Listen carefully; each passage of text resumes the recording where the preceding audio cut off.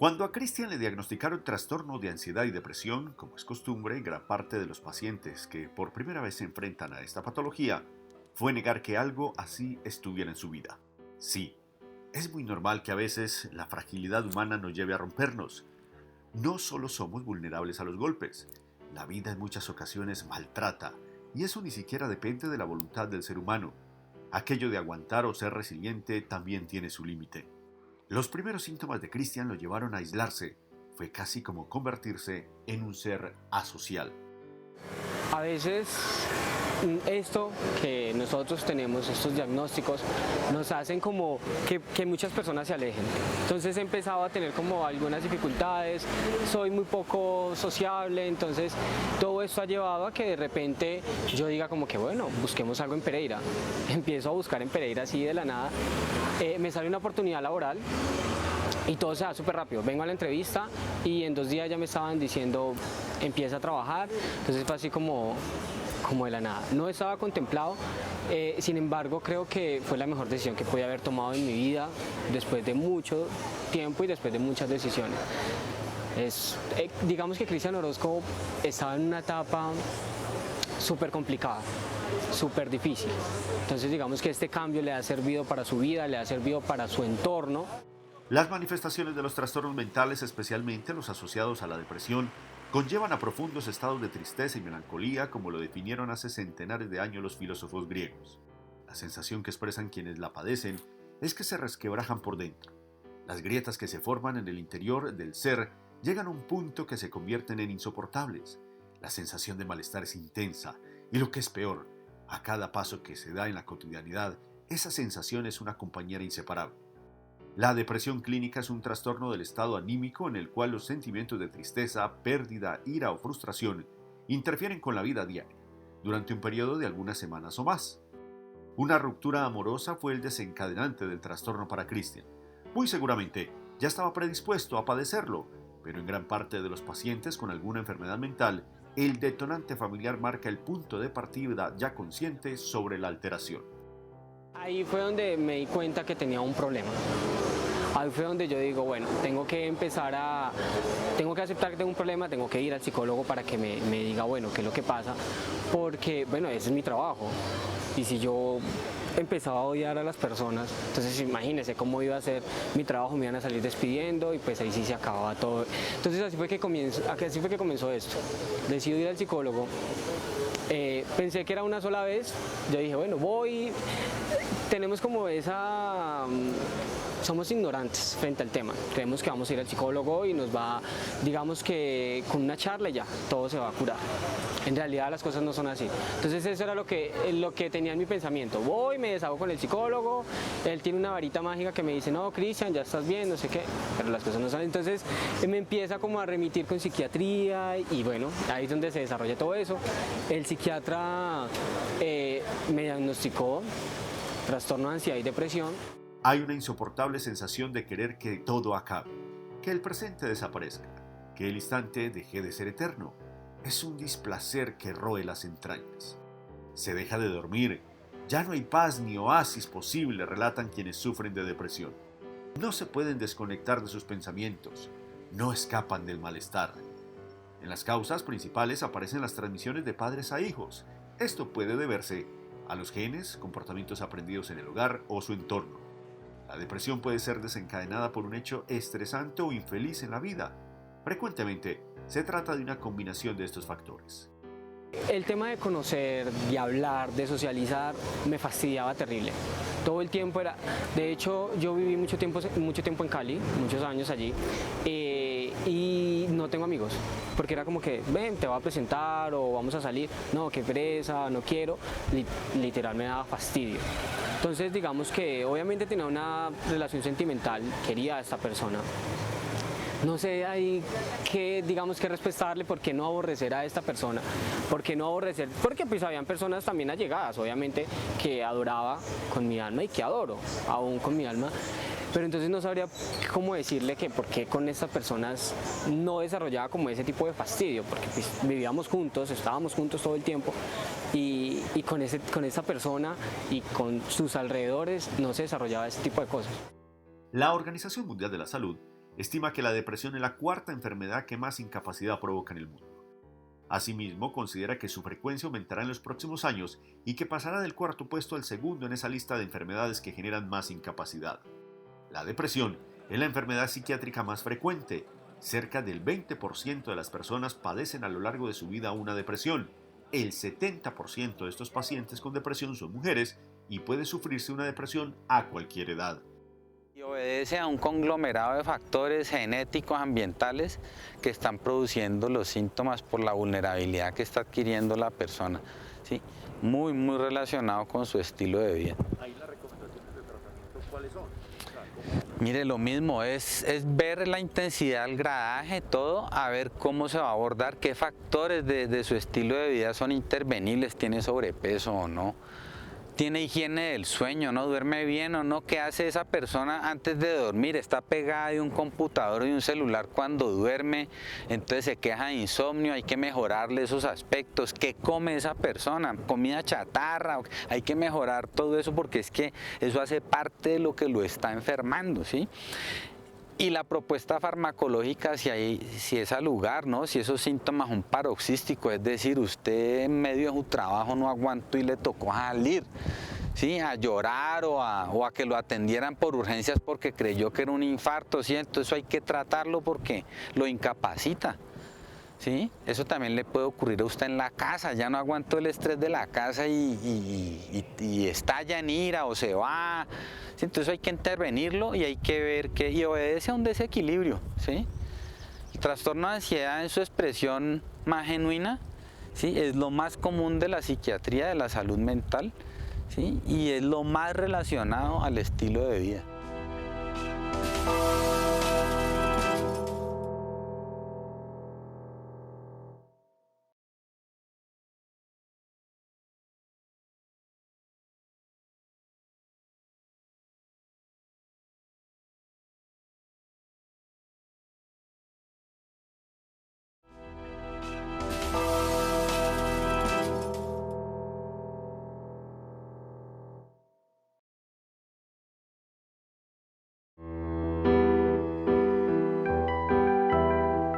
Por su parte, el trastorno de ansiedad se define como un temor intenso y persistente de ser observado y juzgado por otros. Este temor puede afectar el trabajo, la escuela y otras actividades cotidianas. Incluso puede dificultarle hacer y mantener amigos.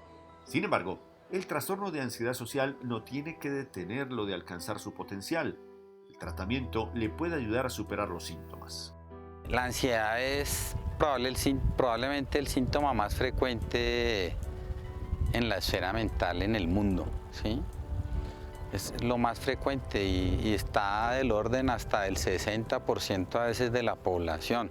O sea que es un síntoma muy de la actualidad, muy de las sociedades actuales, ¿sí? Muy del funcionamiento actual de la sociedad, donde no hay horarios, donde se puede trabajar incluso en las noches, donde hay una conexión a todo, pues hay un uso de dispositivos móviles frecuente, un consumo de alcohol y sustancias frecuente. Entonces es una sociedad con un ritmo más acelerado, entonces va apareciendo con mayor frecuencia ese síntoma, ¿sí? Y más si vemos que usted se pone a ver que en gran parte del mundo el sobrepeso ronda el 50% de la población. Entonces podemos decir que el estilo de vida de la población en general está muy afectado y comprometido.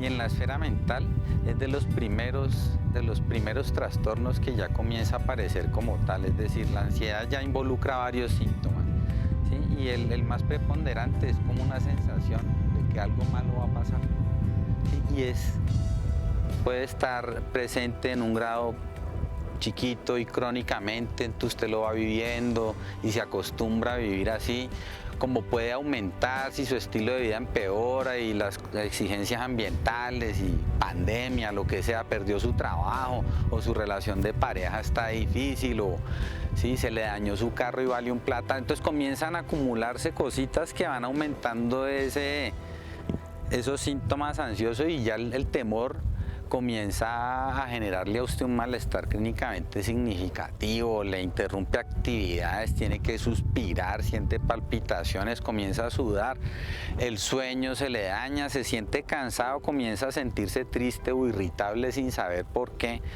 Pero la respuesta está en eso, en todo un estilo de vida que de pronto descuidó hace muchos años o desde su infancia. Algunas personas con este trastorno no tienen ansiedad en los contextos sociales, sino que más bien tienen ansiedad de rendimiento. Es decir, sienten síntomas físicos de ansiedad en situaciones como cuando tienen que dar un discurso, participar en algún deporte, bailar o tocar un instrumento musical en un escenario. En las personas que son extremadamente tímidas, el trastorno de ansiedad social suele comenzar en la juventud. Este trastorno no es tan raro. La investigación sugiere que alrededor del 7% de las personas, particularmente en los Estados Unidos, están afectadas. Sin tratamiento, el trastorno de ansiedad social puede durar muchos años o toda la vida y puede llegar a impedir que una persona alcance su máximo potencial.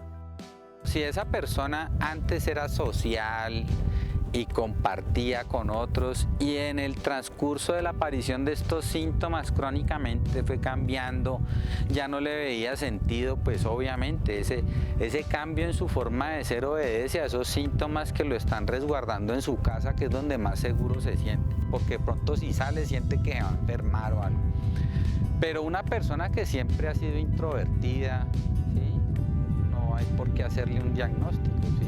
Simplemente es introvertida y disfrutará más de actividades en solitario o de pocas personas y no de actividades públicas, ¿sí? Entonces, y eso está en la gran diversidad de la población. Entonces usted ve que un ingeniero muy estudioso no necesita un auditorio grandísimo lleno de gente, sino un espacio solitario para desarrollar sus proyectos o teorías. Un comunicador social, pues obviamente sí necesita más contacto social y por eso tiene más habilidades, pero entonces eso hay que interpretarlo en el contexto de cada persona, ¿no? ¿Sí? Si es algo que apareció es de reciente aparición, cambió su forma de ser, o es que él ha sido así siempre, entonces no hay por qué intervenirlo porque simplemente es introvertido y...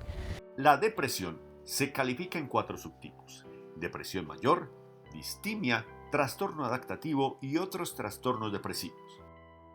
En esa escala, la depresión mayor se da en síntomas depresivos intensos que aparecen en forma de episodios, con semanas o meses. Pero el llevar una vida bajo el trastorno depresivo no aísla al paciente, ni mucho menos lo coloca en escenarios de disfuncionalidad, especialmente en sus asuntos profesionales o de creación. Escribir, por ejemplo, se ha convertido para nuestro protagonista en una de las aficiones que le ha permitido escapar de la rutina, pero a la vez dejar enseñanzas de lo que ha aprendido de su enfermedad.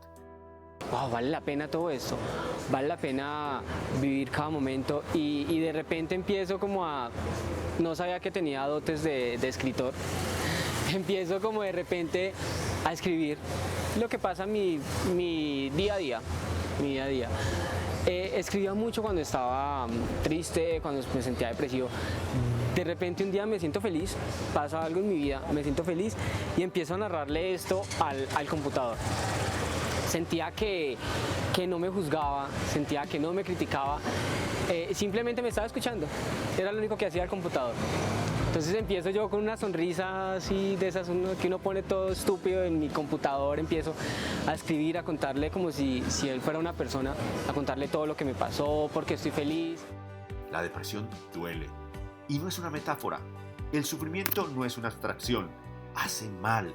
No es casualidad que los 2 colectivos con mayor riesgo de suicidio, intentado o consumado, sean las personas con depresión mayor y quienes viven con dolor físico crónico. El sufrimiento continuo es insostenible. De allí la importancia de que el paciente y su círculo inmediato entiendan la génesis y consecuencias de un estado depresivo.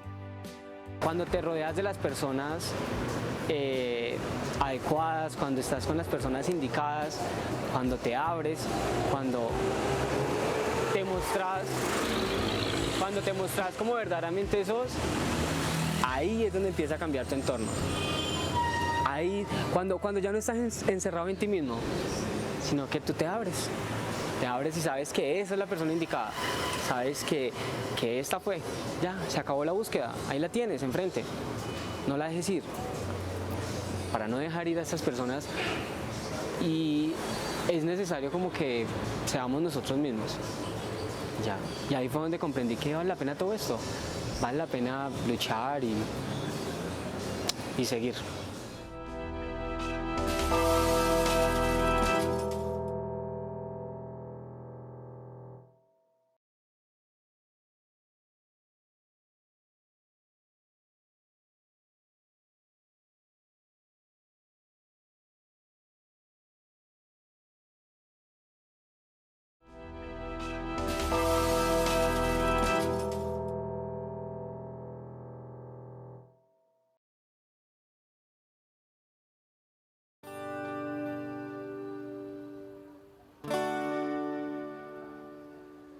Y en relación a la depresión, pues precisamente hay diferencias dependientes del género que pueden ser explicadas en términos de los estereotipos de los roles sexuales. Si bien hay una mayor propensión a etiquetar a las mujeres con depresión, los hombres suelen ser diagnosticados cuando están con síntomas mucho más graves. El miedo a las consecuencias laborales y sociales que puede acarrear son fuerte motivo para no pedir ayuda. Pero una vez empoderado y superado los miedos y la vergüenza, se puede afirmar que ninguna persona, independientemente de su formación, oficio o profesión, está libre de la posibilidad de pasar por un problema de salud mental. La educación nos puede aportar muchas cosas, pero no inmuniza contra el sufrimiento. No aceptamos lo que tenemos. En ese momento lo único que yo les puedo decir es que sin duda alguna vale la pena vivirlo. La vida está llena de obstáculos, está llena de tropiezos. Muchas veces nos vamos a caer. Bastantes porque esto no es fácil. Muchas veces vamos a encontrar en nuestra vida personas que no van a valorar, personas que nos van a hacer daño. Desafortunadamente nosotros tenemos como que el ser fuertes no se nos da mucho, ¿sí me entiende? Pero en ese momento lo que le puedo decir es que eso vale la pena. En algún momento estuve como esa persona, en algún momento también aborrecí la vida. En algún momento intenté desaparecer. Lo hice, estaba como decidiendo sobre mi vida. Tengo poder sobre ella, obvio, porque es mi vida, pero no en ese aspecto. En ese aspecto creo que es lo que todos hacemos, decidir sobre eso. Entonces nada, para adelante. Esto es solo no voy a decir que es un bajón, no voy a decir que no se ponga triste, no le voy a decir que no llore. Es un proceso que todos tenemos que vivir. Y es lo que está haciendo ahora. Está bien, llora, grita, pero no te quedes ahí, no te quedes ahí. Solo en un espacio que posibilite y promueva ser responsable de uno mismo y de la propia comunidad es posible abandonar el rol de enfermo y empoderarse. La psicoeducación, orientada a que se tome la medicación, es empoderadora. El empoderamiento es un proceso, mecanismo por el cual las personas, organizaciones y comunidades adquieren dominio sobre sus vidas. Pero especialmente, los elementos del empoderamiento en salud mental remarcan que empoderarse no es solo tener poder de decisión, sino que estas decisiones deben posibilitar efectuar cambios en la propia vida y en la comunidad. Lo más bonito de abrirme es que he encontrado personas maravillosas. Personas que en realidad quieren estar acá y quieren escuchar y comprenden y no están todo el tiempo juzgando. Creamos como debido a ese muro, el que me estás diciendo, debido a ese muro que nosotros creamos frente a una sociedad, frente a un montón de personas, creemos que todos son iguales. No, me va a juzgar, me va a criticar, prefiero como que no abrirme y me encierro en mí mismo, y ahora que ya lo hago, tengo que también aceptar que no ha sido tan fácil, ¿no? Es como un paso a paso, es como un proceso que va también un poco lento, no es de que ya, ay no, soy el súper amigo de todo, no. Siempre guardo como ese, pero con las pocas personas que me he abierto, he descubierto eso. Cuando eres tú mismo, cuando te abres, cuando decides darte la oportunidad, es donde llegan esas personas maravillosas que no conocías y que ni siquiera sabía que existían. Y es lo que está pasando ahora en mi vida. Conocer personas maravillosas fue a lo que me llevó y fueron las consecuencias de abrirme y de como que, bueno, necesito ayuda, ya necesito cambiar como esto. Eso fue lo que pasó. Y parte de ese activismo se puede ver reflejado en producciones artísticas o literarias. Es fundamental en los pacientes con alguna enfermedad echar mano de actividades que mantengan su cerebro en plena actividad. Eso complementa los pasos de la psicoterapia, la adhesión al tratamiento, pero ante todo, fomenta las ganas de tener una motivación para la cual todos los días enfrentar la vida bajo la mirada de una enfermedad del orden mental. Llega un momento en el que estoy donde mis abuelos no existe el internet, no existe televisión, no existe nada de eso, pero sí tenía mi computador. Entonces yo como que bueno, contémosle cómo me siento, contémosle todo lo que he pasado y todo eso, porque uno viene como que con muchos resentimientos, viene como con muchos traumas desde joven. Esto no es desde ahora, esto no se da ahora que tengo 23 años, no. Esto viene desde muy joven, estoy seguro. Entonces empieza así, de repente me siento como, quiero contarle a alguien todo lo que me está pasando, quiero contarle a alguien de todo lo que siento, de dónde viene esto. La única persona que no hay una persona exacta que lo va a entender todo. Simplemente me lo dije a mí mismo, pero a través de un computador. Y ahí es donde nace todo esto. Ya todos los días me levantaba y empezaba a escribir. Escribía cada cosa que me pasaba, mi diario vivir. He creado como unas páginas a las que luego lo llamé reciclaje. Reciclé lo que me servía, empecé a cambiar como el léxico y de ahí nace esto, de ahí nace el libro que estoy escribiendo. Nació en una crisis y creo que eso es lo más bonito también. Las pérdidas generadas por estos trastornos no solo son importantes en términos sociales, porque las enfermedades mentales también tienen un enorme impacto en la productividad de un país. Cuando el cuadro depresivo de una persona empeora, puede llegar incluso a perder el deseo de levantarse de la cama, de probar bocado, descuidar su vida, su apariencia y sus proyectos. La solución no es pedirle a la persona que salga de la cama. La depresión va más allá de tener la voluntad para recuperarse. Esta enfermedad mental no se mejora solamente con que la persona se sobreponga, se requiere ayuda profesional. En los momentos de crisis es donde uno renace. Entonces es ahí donde tenemos que aprender a amar la enfermedad. Es ahí creo que donde nos enamoramos. Exacto. De eso que estamos sintiendo. Porque es en ese momento donde empezamos a desenvolver como que todas estas habilidades, por llamarlo de alguna forma.